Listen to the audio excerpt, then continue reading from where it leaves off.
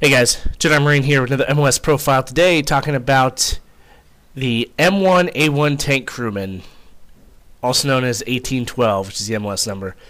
This is rocking tanks. Everybody loves tanks. They can deliver some fucking major firepower down on the enemy, and of course they're tough as shit. Tanks are just cool all the way around. As a tank crewman, your job is all-encompassing. You perform all the stuff, all the the duties that are required to operate the tank. You perform maintenance to the tank. You understand how you prepare ammo for firing. You prepare the tanks themselves. You get them refueled. You know all the systems within the tank. You're able to drive the tank. You can do, if it involves our Abrams, you know how to do it, essentially. You have to have a GT score of 90 or higher. If you do that and everything's good, and you graduate boot camp and then MCT, and life is good, you go to the M1A1 Armor Crewman course, which is in Fort Knox, Kentucky, which is also where the Army trains their tanker guys.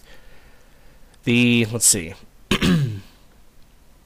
Once you've done that and you've graduated that school, which I want to say it's between 1 and 2 months long. I don't remember the exact amount of time it was, but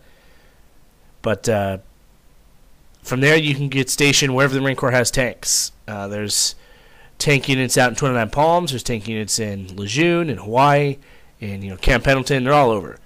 You got to have vision correctable to 20/20. You must have normal color vision. Pretty much all combat MOSs require normal color vision. Let's see. I mean, these tanks are fucking awesome. They're obviously very heavily armored. They have a 1,500 horsepower engine. Each platoon of tanks has 4 tanks in it. The 3 jobs within the tank are the gunner, which your job is to get everything ready for combat and for moving the tank. So you prepare all that sort of stuff, and you also know how to locate targets and then deploy the various weapon systems. So, whether that's you're using the main gun on it, which is a 105 millimeter cannon, or you're using one of the crew serves on it, you know how to work that.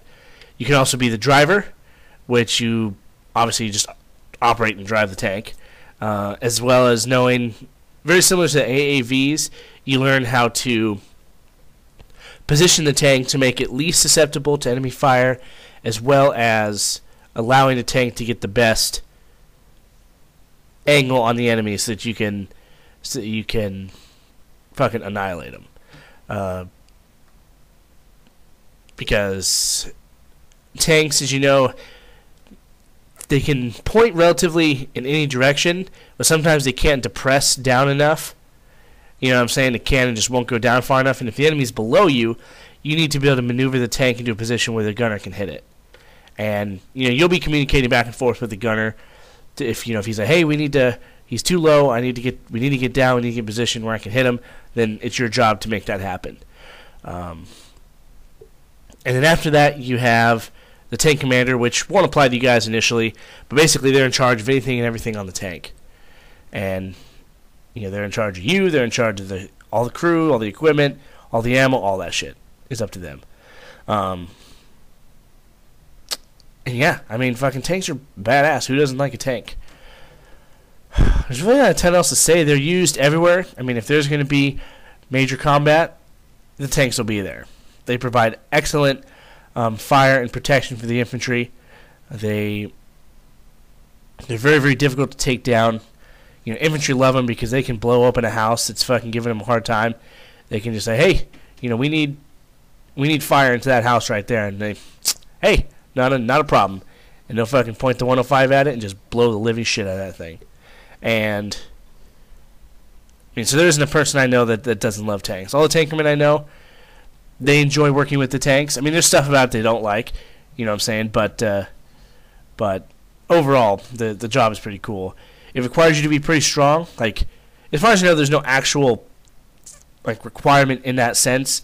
Like, if you can't do this and if you can't lift this thing, then you can't be a tanker. But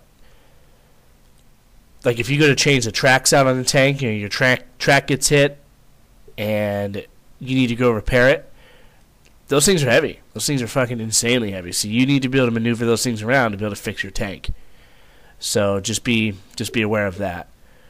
But yeah, all right, guys. If you have any questions, concerns, comments, hit me up, and I will see you in the next one. Semper Fi.